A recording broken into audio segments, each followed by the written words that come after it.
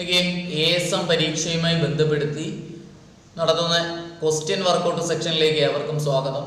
ചോദ്യം നോക്കിയേ. The bus stop is near dash house. Choose the correct possessive pronoun to fill up blank. തന്നിരിക്കുന്ന blank fill up ചെയ്യാൻ വേണ്ടി possessive pronoun എടുത്തെഴുതാനാണ് ചോദിച്ചിരിക്കുന്നത്. അത് ബ്രാക്കറ്റിൽ ബി എന്ന് തന്നിട്ടുമുണ്ട്. നോക്കിയേ, നമുക്ക് പ്രോനൗണുകളെ പല രീതിക്കായിട്ട് എഴുതാം. പ്രോനൗണായിട്ട് ഉപയോഗിക്കുന്ന വാക്കുകൾ ഏതൊക്കെയുണ്ട്? പ്രൊനൗണുകളായിട്ട് ഉപയോഗിക്കുന്ന വാക്കുകൾ, പ്രോനൗണുകളായിട്ട് ഉപയോഗിക്കുന്ന വാക്കുകൾ ഏതൊക്കെയാണെന്ന് ചോദിച്ചാൽ ഐ ഉപയോഗിക്കാറുണ്ട്. ഐ, അതുപോലെ വി, അതുപോലെ you. I, we, you. He, she, it, they. ഇതാണ് പ്രോനൗണുകൾ. I, we, you, he, she, it. ഇവയുടെ രണ്ടാമത്തെ രൂപമാണ് ഒബ്ജക്റ്റ് രൂപങ്ങൾ. ഇവിടെ ഒബ്ജക്റ്റ് രൂപങ്ങൾ ഏതൊക്കെയാണെന്ന് ചോദിച്ചാൽ ഐ ആണെങ്കിൽ മീ, വി ആണെങ്കിൽ അസ്, യു ആണെങ്കിൽ യു തന്നെ, ഹി ആണെങ്കിൽ ഹിം, ഷീ ആണെങ്കിൽ ഹെർ, ഇറ്റ് ആണെങ്കിൽ ഇറ്റ് തന്നെ, ദേ ആണെങ്കിൽ ദം.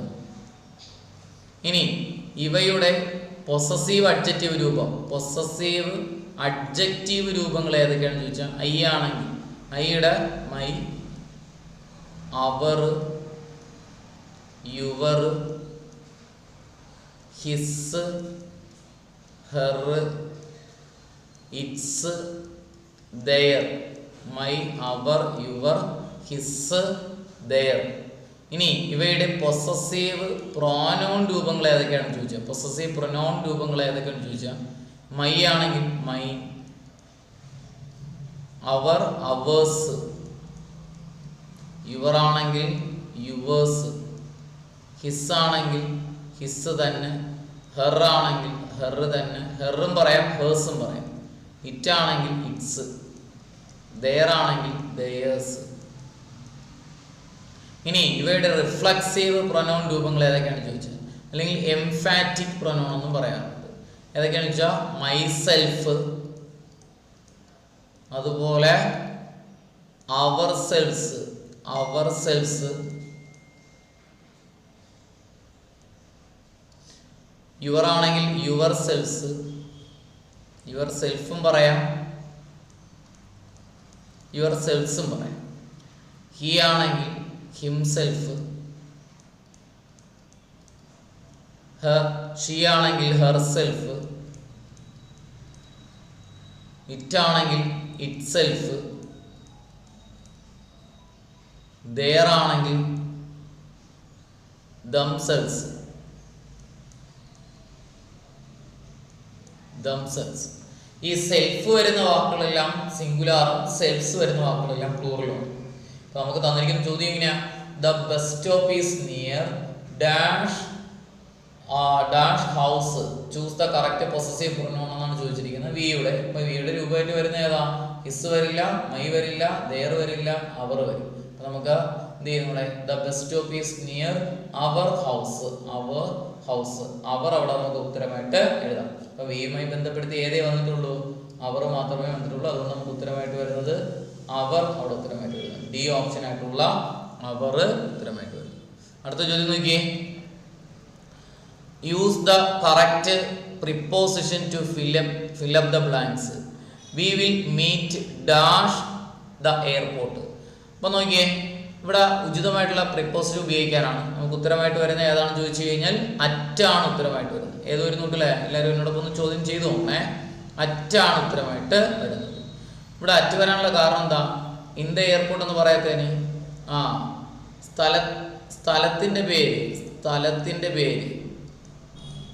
സ്ഥലത്തിൻ്റെ പേര് എടുത്തു പറഞ്ഞാൽ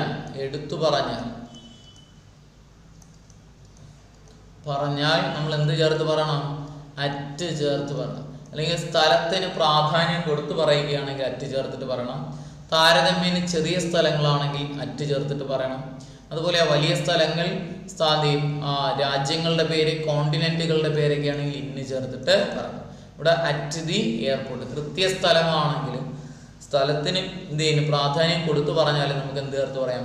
അറ്റ് ചേർത്തിട്ട് പറയാം. അതുകൊണ്ടാണ് ഇവിടെ അറ്റ് വരുന്നത്. ഓക്കെ, അടുത്ത ചോദ്യം നോക്കിയേ. This paper is inferior dash that. കണ്ടല്ലോ, നമുക്കവിടെ ദാൻ ഉണ്ട്, ബൈ ഉണ്ട്, ടു ഉണ്ട്, ഫോർ ഉണ്ട്. ഏത് വരുന്നു? ഉത്തരം ഒന്ന് കമന്റ് ചെയ്തേ. ഒന്ന് പറഞ്ഞു നോക്കിയേ, ഏത് വരുന്നു? 2 ആണ് അവിടെ ഉത്തരമായിട്ട് വരുന്നത്. കാരണം എന്താ? ഇത് ഡിഗ്രീസ് ഓഫ് കമ്പാരിസണുമായി ബന്ധപ്പെട്ട വാക്കുകളാണ്. ഒന്നാമത്തത് പ്രിഫർ, ഒന്നാമത്തെ വാക്ക് ഏതാ? പ്രിഫർ. രണ്ടാമത്തത് ജൂനിയർ, ജൂനിയർ. അടുത്തത് സീനിയർ, അടുത്തത് ഇൻഫീരിയർ, അടുത്തത് സുപ്പീരിയർ, അടുത്തത് ആൻറ്റീരിയർ, അടുത്തത് പോസ്റ്റീരിയർ. ഈ വാക്കുകൾ കഴിഞ്ഞാൽ എന്ത് ചേർത്ത് പറയണം? 2 ചേർത്ത് പറയണം. ഈ വാക്കുകൾ കഴിഞ്ഞാൽ എന്ത് ചേർക്കുക? 2 ചേർക്കുക. Prefer, junior, senior, inferior, superior, anterior, posterior കഴിഞ്ഞാൽ 2 ചേർക്കുക. എന്നാൽ അതുപോലെ പഠിക്കേണ്ട വാക്കാണ് എൽഡർ. എൽഡർ കഴിഞ്ഞാൽ എന്ത് ചേർത്ത് പറയണം? 2 ചേർത്ത് പറയണം. എന്നാൽ ചോദ്യത്തിൽ ദ എൽഡർ എന്നാണ് കിടക്കുന്നതെങ്കിൽ, ദ എൽഡർ എന്നാണ് കിടക്കുന്നതെങ്കിൽ 2 ചേർക്കാൻ പാടില്ല, ഓഫ് ചേർത്ത് പറയണം. എൽഡർ കഴിഞ്ഞാൽ 2 ചേർക്കുക, ദ എൽഡർ കഴിഞ്ഞാൽ എന്ത് ചേർക്കുക? ഓഫ് ചേർക്കുക. എന്നാൽ ഓൾഡർ കഴിഞ്ഞാലോ? ഓൾഡർ കഴിഞ്ഞാൽ ദാൻ ചേർത്ത് പറയണം. ഓൾഡർ കഴിഞ്ഞാൽ എന്ത് ചേർക്കണം? ദാൻ ചേർത്ത് പറയണം. ഇപ്പൊ elder plus 2, the elder plus of, older plus than. അടുത്ത ചോദ്യം നോക്കിയേ. Which of the following is A determiner? താഴെ തന്നിരിക്കുന്നതിൽ ഡിറ്റർമിനർ ഏതെന്നാണ് ചോദിച്ചിരിക്കുന്നത്. ട്രൈ ഉണ്ട്, യൂസ് ഉണ്ട്, ദിസ് ഉണ്ട്, ആഫ്റ്റർ ഉണ്ട്. നമുക്ക് ഉത്തരമായിട്ട് വരുന്നത് ഏതാണെന്ന് ചോദിച്ചാൽ ദിസ് ആണ് ഉത്തരമായിട്ട് വരുന്നത്. ഏത് വരുന്നു? ദിസ്, സി ഓപ്ഷനാണ് ഉത്തരമായിട്ട് വരുന്നത്. ഇനി കാരണം നോക്കിയേ, നമുക്ക് എന്താ ഡിറ്റർമിനർ ആയിട്ട് ഉപയോഗിക്കുന്ന വാക്കുകൾ, ഇംഗ്ലീഷിലെ ഡിറ്റർമിനർ ആയിട്ട് ഉപയോഗിക്കുന്ന വാക്കുകൾ ഏതൊക്കെയാണെന്ന് പഠിച്ചു നോക്കിയാ. ഡിറ്റർമിനർ ഒന്ന് പൊസസീവ് അഡ്ജക്റ്റീവുകളെല്ലാം ഡിറ്റർമിനർ ആയിട്ട് ഉപയോഗിക്കുന്നത്. പൊസസീവ് അഡ്ജക്റ്റീവ് ഏതൊക്കെയാണ്? മൈ, അതുപോലെ അവർ, അതുപോലെ യുവർ, അതുപോലെ ഹിസ്, ഹെർ, ഇറ്റ്സ്, ദെയർ. ഇതെല്ലാം പൊസസീവ് അഡ്ജക്റ്റീവ് ആയിട്ട് ഉപയോഗിക്കുന്ന വാക്കാണ്. ഇതെല്ലാം ഡിറ്റർമിനർ ആയിട്ട് ഉപയോഗിക്കുന്നത്. ഡിറ്റർമിനർ ആയിട്ട് ഉപയോഗിക്കുന്നു. My, our, your, his, her, its, their. അടുത്ത് നോക്കിയേ. അതുപോലെ ആർട്ടിക്കിളുകളായിട്ട് വരുന്ന വാക്കുകളെല്ലാം ഡിറ്റർമിനർ ആയിട്ട് ഉപയോഗിക്കുന്നത്. ആർട്ടിക്കിളായിട്ട് ഉപയോഗിക്കുന്ന വാക്കുകൾ ഏതൊക്കെയാണ്? എ, അതുപോലെ ആൻ, അതുപോലെ ദ. ഇവ ആർട്ടിക്കിളായിട്ട് വരുന്നു. ഇവയും ഡിറ്റർമിനറിന്റെ എക്സാമ്പിളുകൾ ആണ്. അതുപോലെ ഡെഫിനറ്റ് അല്ലെങ്കിൽ എന്ത് ചെയ്യുന്നു? ഡെമോൺസ്ട്രേറ്റീവ് ആയിട്ട് ഉപയോഗിക്കുന്ന വാക്കുകൾ. ഡെമോൺസ്ട്രേറ്റീവ് ആയിട്ട് ഉപയോഗിക്കുന്ന വാക്കുകളെല്ലാം ഡിറ്റർമിനർ ആണ്. ഡെമോൺസ്ട്രേറ്റീവ് ആയിട്ട് ഉപയോഗിക്കുന്ന വാക്ക് ഡിറ്റർമിനർ. ഡെമോൺസ്ട്രേറ്റീവ് ഏതൊക്കെയാണ്? ഒന്ന് നോക്കിയേ, ദിസ്. രണ്ടാമത്തത് ദാറ്റ്.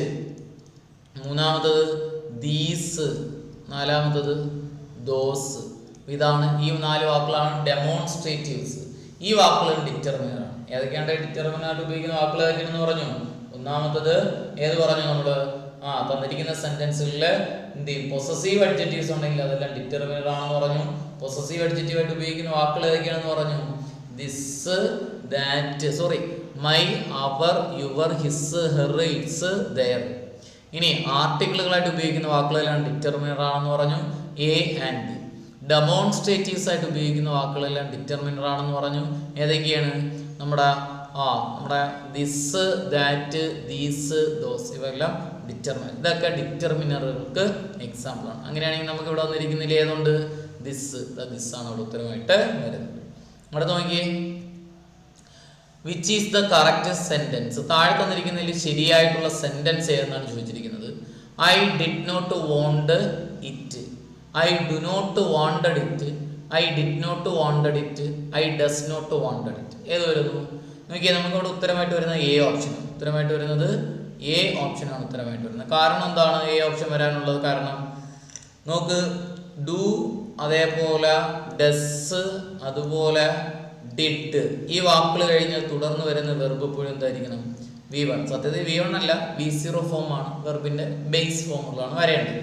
അങ്ങനെയാണെങ്കിൽ നോക്കിയേ, ഇവിടെ ഡിഡ് വന്നിട്ടുണ്ട് ആദ്യ സെൻസിൽ. കണ്ടോ? ഡിഡ് വന്നിട്ടുണ്ട്. അപ്പോൾ ആദ്യ സെൻസിൽ ഡിഡ് വന്നിരിക്കുന്നു. അപ്പോൾ നമുക്ക് തുടർന്ന് വരുന്ന വെർബ് എന്താണ്? വാണ്ട്. വാണ്ടെന്ന് പറയുന്നത് ഏതാണ്? നോക്കിയേ, ഇവിടെ ആദ്യത്തേൽ ഡിഡ് വന്നിരിക്കുന്നു. ഇവിടെ വാണ്ടെന്ന് പറയുന്ന വെർബ് V1 ആണ്. അപ്പോൾ അത് ഉത്തരമായിട്ട് വരാം. അടുത്ത നമുക്ക് ഡു വന്നിരിക്കുന്നു. ഇവിടെ വാണ്ടഡ് എന്നാണ് കിടക്കുന്നത്. വാണ്ടഡ് V2 ആണ്, വരില്ല. അടുത്ത നോക്കി ഡിഡ് വന്നിട്ടുണ്ട്. വാണ്ടഡ് എന്നാണ് അവിടെയും കിടക്കുന്നത്, വരില്ല. ഡസ് വന്നിരിക്കുന്നു. അതുകൊണ്ട് ഇവിടെ നമുക്ക് വാണ്ടഡ് എന്നാണ് കിടക്കുന്നത്, വരില്ല. നമുക്ക് ഉത്തരമായിട്ട് വരുന്നത് എ ഓപ്ഷനാണ് ഉത്തരമായിട്ട് വരുന്നത്. എ ഓപ്ഷൻ ഉത്തരമായിട്ട് വരും. അതുപോലെ ഓക്സിലറിയും തുടർന്ന് വരുന്ന വെർബുകളൊന്ന് പഠിച്ചു വയ്ക്കുക. ഈസ്, ആം, ആറ്. ഈസ്, ആം, ആറ്. അതുപോലെ വാസ്, വേർ. ഇത് കഴിഞ്ഞിട്ട് പൊതുവേ വരുന്ന വെർബ് ഏതാണെന്ന് ചോദിച്ചു കഴിഞ്ഞാൽ ING ഫോമിലെ വെർബുകളാണ്. ഈസ്, ആം, ആറ്, വാസ്, വേർ കഴിഞ്ഞിട്ട് വരുന്നത് ING ഫോം വേർബ്സ് ആണ്. ഇനി അതേപോലെ ഹാസ്, അതുപോലെ ഹാവ്, അതുപോലെ ഹാഡ് കഴിഞ്ഞിട്ട് വരുന്ന വെർബുകൾ എപ്പോഴും V3 ഫോമുകളാണ്. ഹാസ്, ഹാവ്, ഹാഡ് കഴിഞ്ഞിട്ട് വരുന്ന വെർബ് എപ്പോഴും എന്തായിരിക്കണം? V3 ഫോമുകളാണ്. ഹാസ്, ഹാവ്, ഹാഡ് കഴിഞ്ഞിട്ട് വരുന്ന വെർബ് V3 ഫോമുകളാണ്. അതുപോലെ മൊഡാൽ ഓക്സിലറി വില്ല് മുതൽ ഓട്ടിറ്റ് വരെ വരുന്ന ഓക്സിലറി ഏത് കഴിഞ്ഞാലും വില്ല് ടു ഓട്ടിറ്റ് കഴിഞ്ഞിട്ട് വരുന്ന വെർബ് എപ്പോഴും V1 ആണ്. വില്ല് മുതൽ ഓട്ടിറ്റ് വരെ വരുന്ന ഓക്സിലറി കഴിഞ്ഞിട്ട് വരുന്ന വെർബ് എന്തായിരിക്കണം?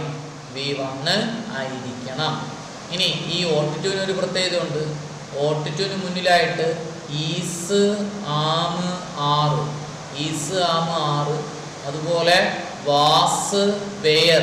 ഈസ്, ആം, ആറ്, വാസ്, വേർ കഴിഞ്ഞിട്ടാണ് ഓട്ടിറ്റ് വരുന്നതെങ്കിൽ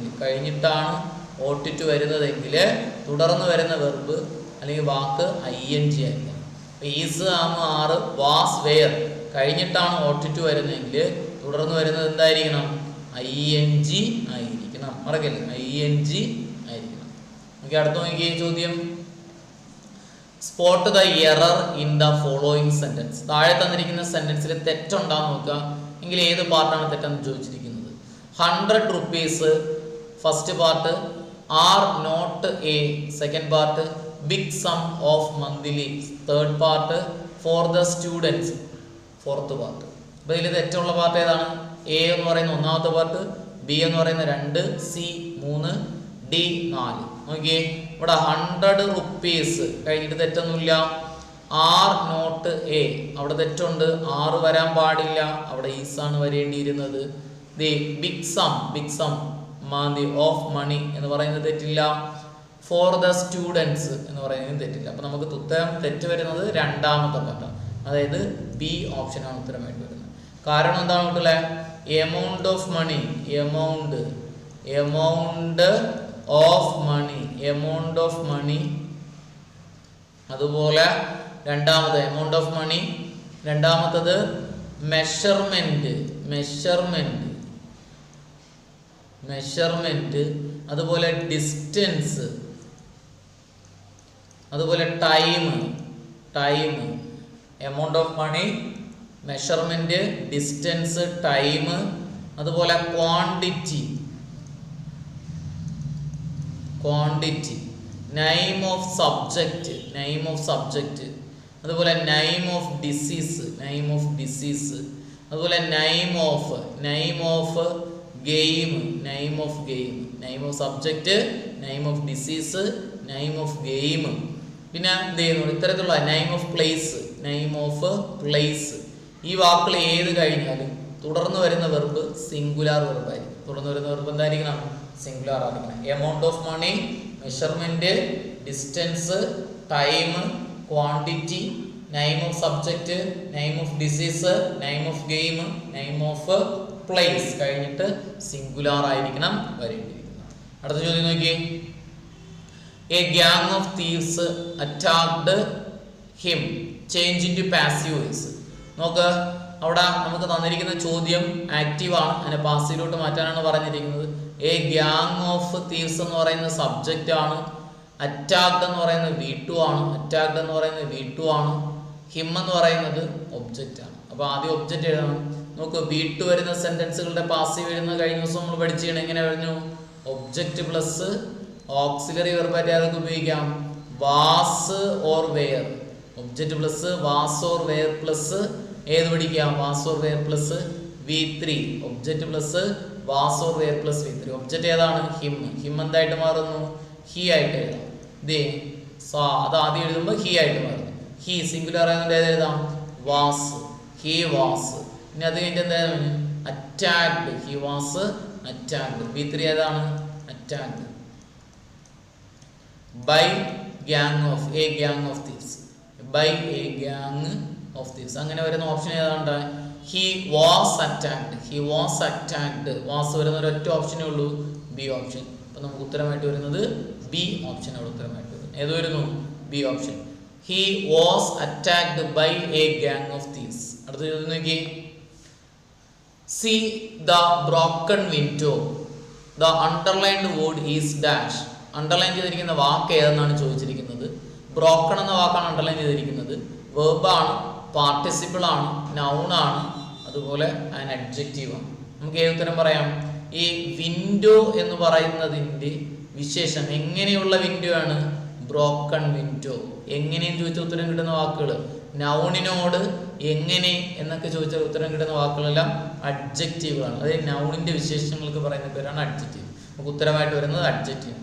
വെർബ് എന്ന് പറഞ്ഞാൽ എന്താണ്? വെർബ് എന്ന് പറഞ്ഞാൽ പ്രവൃത്തിയെ സൂചിപ്പിക്കുന്ന വാക്കുകൾക്ക് പറയുന്ന പേരാണ് വെർബ്. പ്രവൃത്തിയെ സൂചിപ്പിക്കുന്ന വാക്കുകളാണ് വെർബ് എന്ന് പറയുന്നത്, ആക്ഷൻ വേർഡ്സ്.